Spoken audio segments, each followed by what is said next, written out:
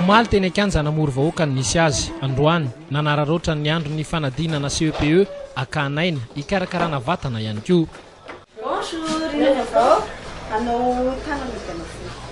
Iray amin'ireo kandida nanaja ny fahanginana nanaja ireo ankizy hanala ny fanadinana CEPE Ilalatiana Rakotondrazafy.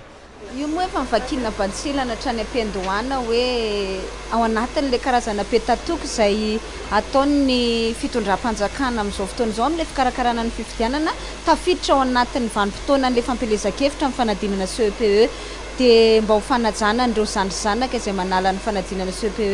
dia nanapa-kevitra izahay izany tsy hanao fampelezan-kevitra fa hampiantokelana izay fampelezan-kevitra izay manararoatra raha teo mirary soa azy ireo hahita fombiazana ao anatin'izay fanadinana izay. Tsy izahay na ny mitsinina izay moa nanao fandaharam-potoana hoe manao mitsinina ray isan'andro mitety ny boriboritany rehetra midina any amin'ny fokotany samihafa any ihany koa fa mba hialana amin'ilay hoe satria rehefa mahita anao ny mpanohana anao mpakafy anao miorakoraka sy ny sisa dia mety hoe hialana amin'izany tabataba izany satria tsy lozana izay tsy maintsy handalo fianarana ianao na handalo